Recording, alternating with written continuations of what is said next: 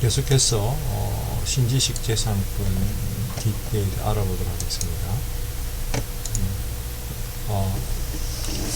우리가 신지식 재산권은 지금 최근에 지식재산권은 있지 않았던 우리 프로그램이라 하든지 특히 프로그램 쪽이죠.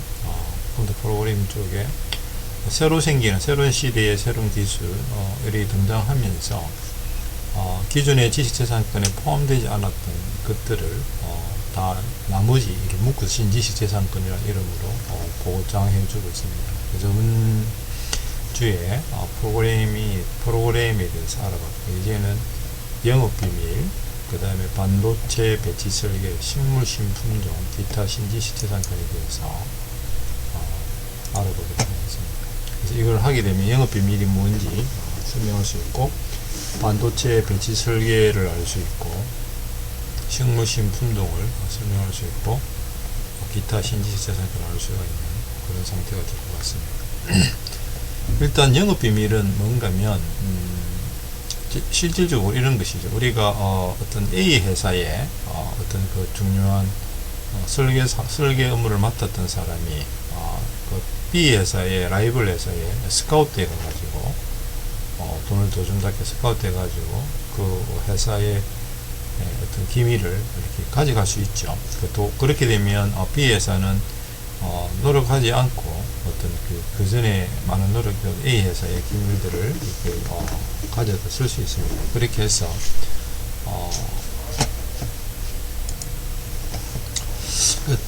특허가 걸리기 전에 특허 기술을 만들고 있는 중간 과정이라 하더라도 이렇게 빼갈 수 있는 길이 열려 있는 것이죠. 이것을 보호하기 위해서 결국 건전한 어떤 그 경쟁 질서를 형성하고, 그 다음에 기업의 기술 개발 및 이전 계약 등을 촉진하는 것이고, 사실은 이전 계약 아니고서는 기술을 가져갈 수 없는, 그죠?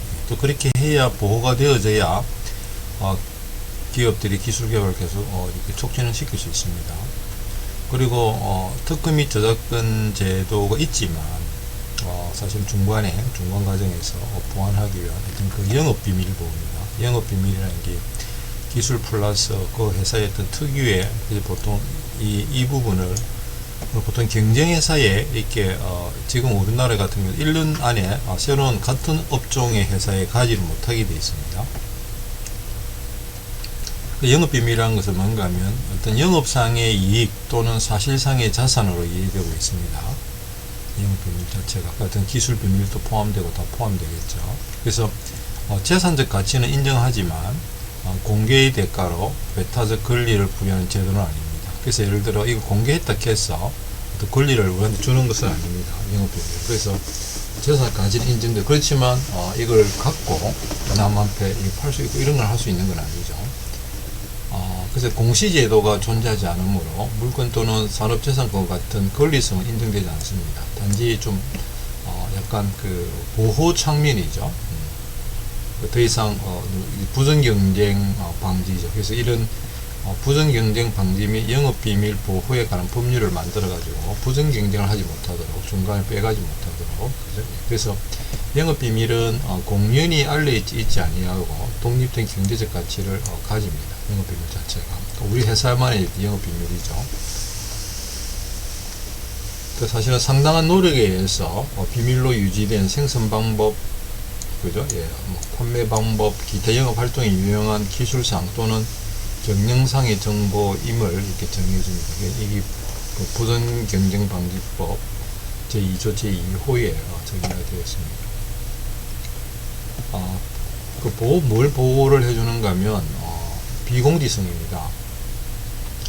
공연히 알려져 있지 않는 상태, 예를 들어 내가 우리 어떤 라인을 영업하는 어떤 노하우 있잖아요. 그런 것들을 우리 회사만 갖고 있는 노하우들을 혹은 어떤 기술상의 어떤 그 개발 중간 결과물이라든지 이런 공연히 알려져 있지 않는 상태를 보호를 해주고요. 보유자 이외의 타인이 당의 정보를 알고 있다 하더라도 보유자의 사이에 비밀 준수의 업무가 형성된 경우라면 비공지 상태라고 할 수 있습니다. 그러니까 사실은 우리가 이 회사에 들어가게 되면 회사에서 일어나는 모든 일들에 대해서 비밀 준수의 업무가 이렇게 형성되는 경우가 형성되어 있고 서약서 쓰게 되어 있습니다. 그 보유자와 무관한 제3자가 독자 개발 등에 의해 동일한 정보를 보유하고 있어도 그 제3자가 당해 정보를 비밀로서 유지하고 있는 경우 역시 비공지 상태의 정보를 할 수 있습니다. 무슨 말인가 하면 제가 제3자가 어떤 정보를 듣고 개발한 게 아니고 독자 개발하다 보면 생기는 정보 있잖아요. 이거 서로 모르는 거죠. 이런 것들은 서로 보존을 해주는 것입니다. 비공지식 입증 책임은 이제 피고가 무슨 재판 붙으면 이제 잘못한 쪽이죠. 피고가 당해 정보를 어떻게 획득한 경로와 피고 영업 비밀이 원고의 것과 동일하다는 것을 입증을 하게 됩니다. 당연히 예를 들어 누구 스카우트에 갔으면 그 스카우트한 사람들에 대한 정보를 그 회사의 정보를 빼내겠죠. 당연히 이제 우리가 뺏긴 정보랑 똑같아 하는 것을 입증하게 됩니다. 그 정보는 공인이 알려져 있지 않는 것을 추정됩니다. 왜냐하면 이미 알려져 있는 것들은 뭐 빼갈 이유도 없잖아요. 그래서 알려지지 않는 것 추정을 하고 피고 측에서 오히려 적극적으로 반증을 제출할 책임이 있습니다. 그래서 예를 들어 원고 측에서 그 당한 뺏긴 회사가 입장에서 이걸 하게 되면 피고 측이 그렇지 않다는 것을 오히려 그 아이들이 보여야 되는 책임 대상이 됩니다. 보호 대상 또 두 번째 독립된 경제적 가치입니다. 영업 비밀 보유자가 시장에서 특정한 정보의 사용을 통해 경업자에 대한 경제상의 이익을 얻을 수 있거나 정보의 취득 또는 개발을 위해 상당한 비노력이 필요한 경우 등을 의미합니다. 사실은 내가 어떤 중간 개발을 한 결과를 남이 그냥 하게 되면 많은 돈과 시간이 드는 거죠. 그리고 이걸 내가 계속적으로 갖고 유지한다면 당연히 경제상 이익을 얻을 수밖에 없습니다. 이 중간 이것을 빼간다면 말이 안 되는 것이죠. 그래서 경제적 가치는 비밀성으로부터 유래하는 겁니다. 알아지는 것은 별 의미가 없죠. 그 다음에 법률상 정당한 이익을 가져야 한다는 의미고, 정보 그 자체가 경제거래의 대상이 되는 독자적, 금전적 값어치를 가져야 한다는 의미는 아닙니다. 정보 그 자체가 꼭 이게 그 기술 개발 결과물도 있지만 어떤 영업의 어떤 그 노하우, 라인이라든지 누굴 만나야 어떻게 대화하는 것들을 그런 것들도 사실은 금전 값어치를 가지는 건 아니지 않습니까? 그걸 보이지 않는 것이기 때문에. 그래서 어떤 사회적 타당성을 구비하지 못한 정보, 예를 들어 뭐 탈세 사실, 공유물질 유포 사실, 이 나쁜 짓이잖아요. 이런 것들은 알고 있다 해서 이걸 보호를 받을 수는 없습니다. 사회적 타당성이 없는 거죠. 어떤 공익적인 그런 부분들입니다. 그 다음에 비밀 관리성을 또 보여줍니다. 보유자에게 주관적으로 비밀을 유지하려는 관리 의사와 객관적으로 관리 노력이 있었습니다. 예를 들어 이 회사가 어떤 기술을 개발할 때 철두철미하게 좀 비밀을 보호하려고 기술 개발 보호하려고 했던 그런 의사와 노력이 있어야 된다는 거죠. 그래서 이렇게 아무렇지도 않고 이렇게 관계없이 이렇게 새나가도 좋다 이렇게 된다면 사실은 그 노력이 있어야 되지 않게 영업 비밀을 할 수 없는 겁니다. 그걸 별로 중요하지 않다고 생각하는 거겠죠. 영업 비밀 주체는 업종, 규모, 종업원 수, 정보의 성질과 또 중요성, 비밀 침해 수단과 방법 이런 것들을 다 이렇게 보고, 그죠? 예. 당해 정보가 비밀이라는 점이 합리적으로 추산될 수 있게 관리되어야 합니다.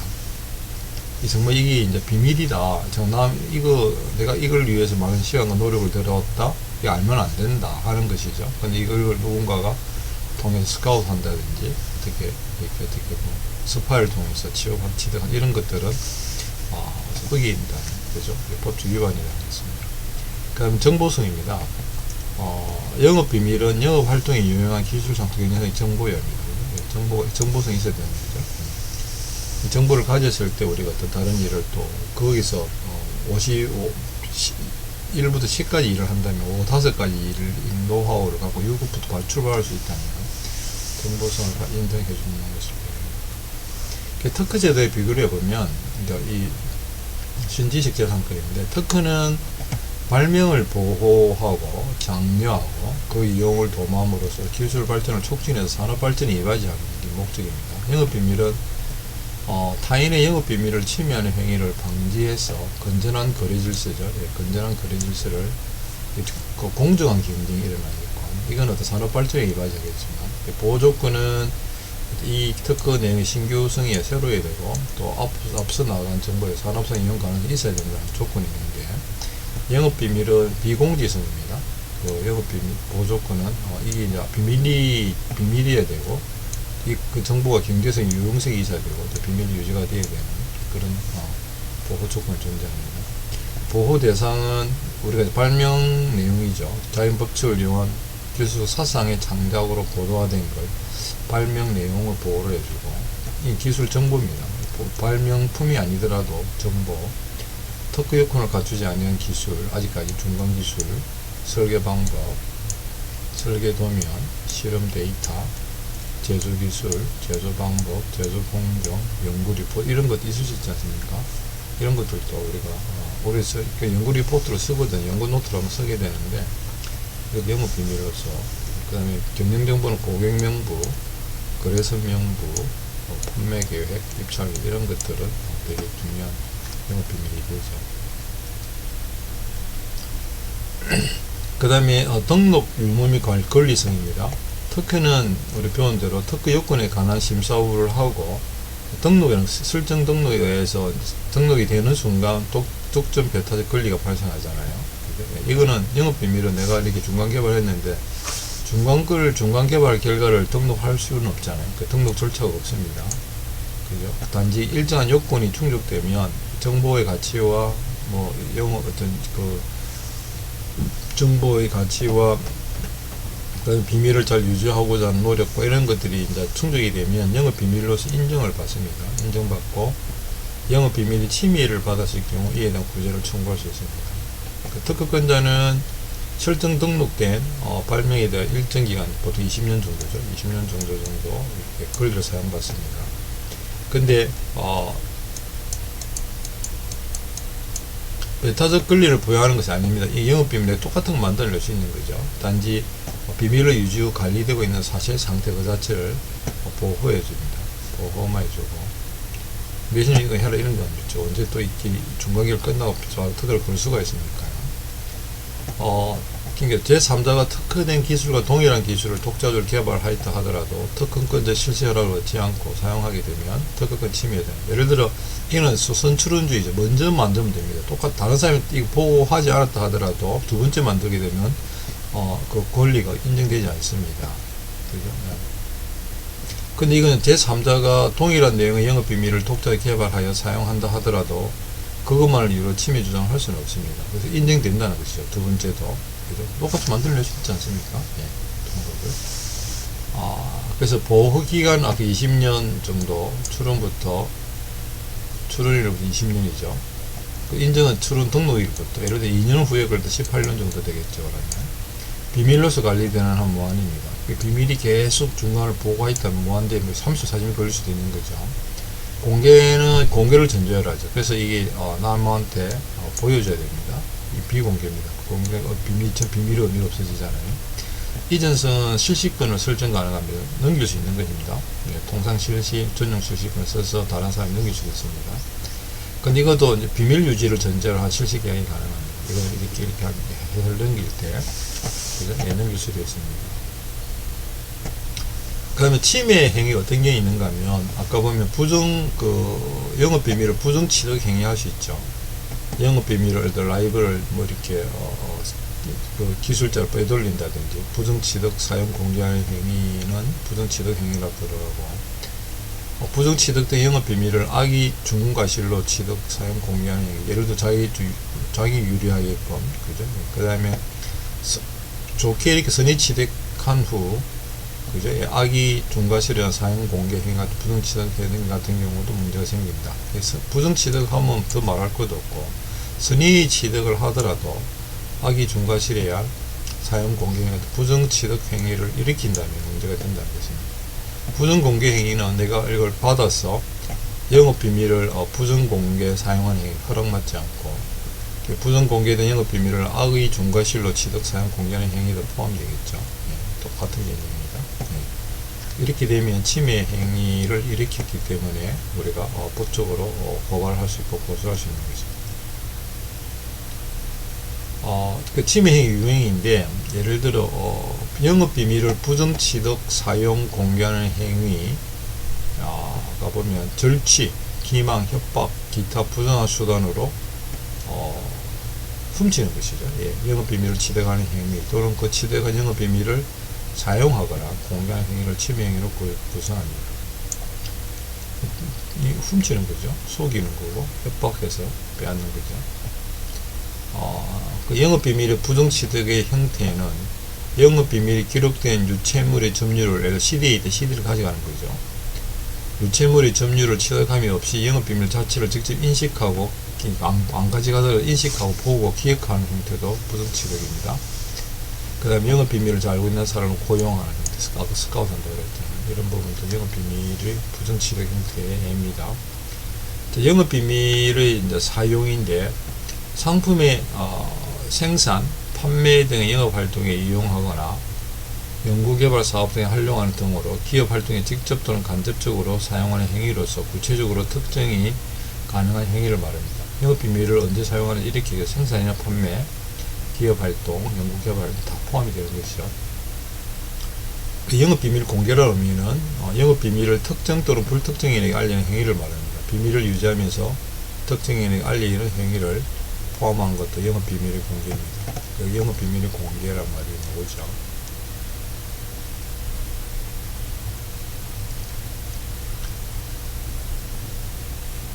그 다음에 부정취득된 영업비밀을 악의 중과실로 취득, 사용, 공개하는 행위는 어떻게 설명되어 있는 부정취득 행위가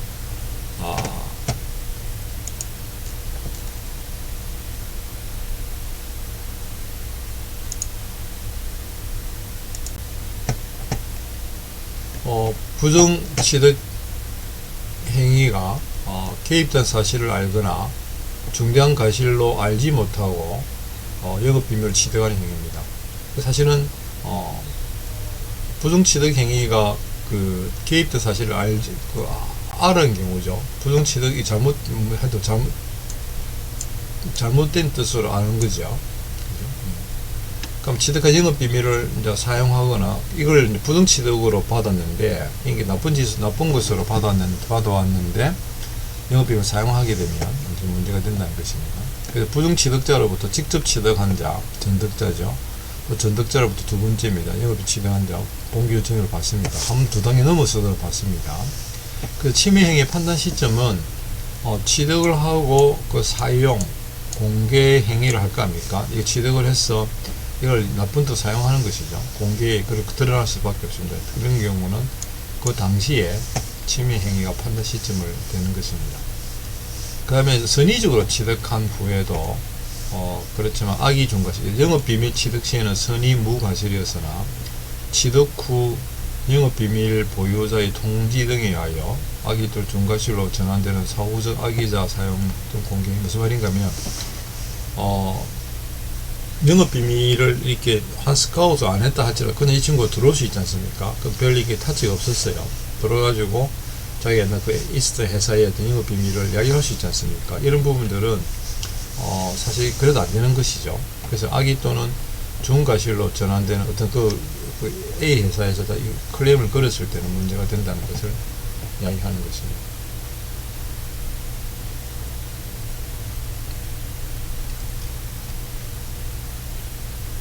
그래서 침해행위가 일어났을 때 영업비밀에 대해서 구제수단이 어떻게 있는가 하면 영업비밀 침해 금지를 하지 말라고, 영업비밀을 더 이상 침해를 하지 말라고 가처분을 신청합니다. 예, 가처분은 뭔가 하면 소송 목적을 일단 달성 없는 공무선 내는 거죠. 예를 들어 실제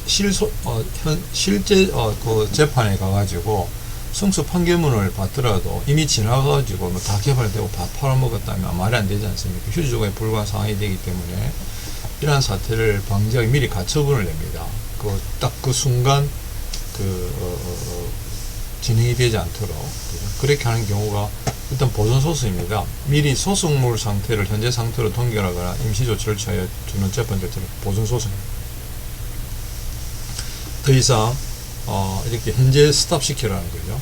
그 다음에 한번 공개되고 나면 영구히 비밀성을 상실할 수 있지 않습니까? 영업비밀 특성이라는 것이. 그래서 긴급한 보존이 필요하겠죠. 그래서 보통 이 빨리 결정을 내줘야 됩니다. 그래서 가처분이 들어오면 신청일로 3, 4개월 이내에 최종 결정을 하는 것이 필요하다. 그죠? 그 영업비밀 침해 금지 가처분을 이렇게 무슨 하는 게 필요하겠고요. 그 다음에 이게 이제 이렇게 뭐 영업 가처분 신청도 따로 해야 되지만 민사상 제재를 가면 영업비밀 보유자가 영업비밀 침해 행위에 의하여 영업상 이익이 침해된 우려가 있는 경우, 그죠? 당연히 금지 및 예방 청구권을 냅니다. 그래서 그 영업 예방을 내고, 그래서 예를 들어 침해 행위를 조성한 물건의 폐기, 침해 행위에 제공된 설비의 제거, 기타 침해 금지 또는 예방을 위해 필요한 조치를 하게 청구할 수 있습니다. 그 금지, 지금 당장 물건 그만 만들어라, 이런 일을 할 수 있는 것이죠. 그래서 이건 그거 할 때 청구권자는 이때 청구권자는 최초로 개발한 원시 취득자고, 그 다음에 영업비밀을 보유 사용하는 자입니다. 같이 이렇게 넘어온다. 신식권을 받아 넘어왔을 때도 충분히 가능한 얘기죠. 그래서 이제 보통 아까 침해 행위에 대한 구제수단의 손해배상 청구권이죠. 민사소송을 걸어가지고 고의 또는 과실에 의하여 영업비밀 침해 행위로 영업비밀 보유자의 영업상 이익을 침해하여 손해를 가한 자는 그 손해를 배상할 책임을 지게끔 되어 있습니다. 그리고 영업비밀 침해 행위에 대해서 과실 추정 규정이 없기 때문에 고의 과실의 입증 책임은 불법행위 일반에 따라 손해배상 청구권을 부담하게끔 되어 있습니다. 입증하는 돈 들어갈 수 있지 않습니까? 이런 거는 내가 만약에 원고를 한다면 원고가 돈을 내야 되는 거죠. 손해배상 청구권, 신용회복 청구권이 있습니다. 내 영업비밀이 드러남으로 말미암아서 영업상 신용을 실추할 수도 있잖아요. 그렇게 대해서는 우리가 손해배상의 같은 회복과 신용회복 청구권이라 해가지고 영업상 신용회복에 필요한 조치를 명할 수 있습니다. 그 침해 행위에 대한 어떤 구제수단으로 영업비밀 선의 취득자는 특례인데, 영업비밀 취득 시점에는 고의 또는 준과실이 없었지만 나중에 피해자인 영업비밀 보유자로부터 경고장 등을 받음으로써 영업비밀 침해 행위의 존재에 대해 알게 된 자를 구제하기 위하여 마련한 겁니다. 이건 이제 내가 정말 몰랐다는 거죠. 고의가 없었는데 나중에 알고 보니 연락이 온 거죠. 그죠? 그럴 때는 선의 취득자에 대한 특례가 있습니다. 약간 이제 빼주는 케이스인데, 거래에 의하여 영업비밀을 정당하게 취득한 자가 그 거래에 의하여 허용된 범위 안에서 그 영업비밀을 사용하라고 정당하게 썼다는 거죠. 공개하는 행위에는 예방 청구권, 손해배상 청구권, 신용회복 이런 거 규정을 적용하지 않습니다. 그죠? 보호해주는 거 당연히 정당하게 취득했기 때문에, 그죠? 이 정당하게 취득했다는 말은 무슨 말인가 하면 영업비밀을 취득할 당시에 그 영업비밀이 부정하게 공개된 사실 또는 영업비밀의 취득행위나 부정공개행위가 개입된 사실을 중대한 과실 없이 알지 못하고 영업비밀 취득한 자를 말하는 것을 이야기합니다.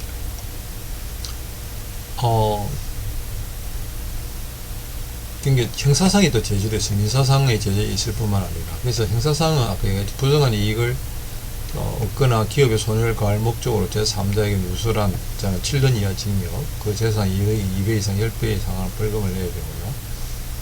똑같이 같은 목적으로 그 기업이 유용한 영업비밀을 취득, 사용하거나 제3자에게 누설한 자는 5년 이하의 징역입니다. 그 다음에 제1항기 2항은 이를 병가할 수 있습니다. 징역과 벌금 같이 낼 수 있는 것이죠. 부용법, 그리고 1항과 제2항의 어떤 미수품, 그죠? 완전히 처리 못했다, 이런 건 예비입죄, 업무한전 2년 이하의 징역 또는 1년 처리 벌금으로 낼 수 있습니다. 19조는 법인의 대표자 또는 법인이나 개인의 대리인, 사용인, 그 밖에 종업원이 그 법인 또는 개인의 업무에 대하여 위반할 때는 그 행위자를 벌하는 외에 그 법인 또는 개인에게까지 같은 규정의 벌금을 갑니다. 무슨 말인가 하면 타사의 직원도 자사의 직원 같은 징역 벌금에 처해 줄 수 있으며 타사는 벌금형에 처해 줄 수 있습니다. 그래서 타사의 직원도 직원과 같은 징역형 벌금에 처해 줄 수 있고 타사도 벌금에 처해 줄 수 있는 것을 이야기하고 있다라고 보시면 되는 겁니다.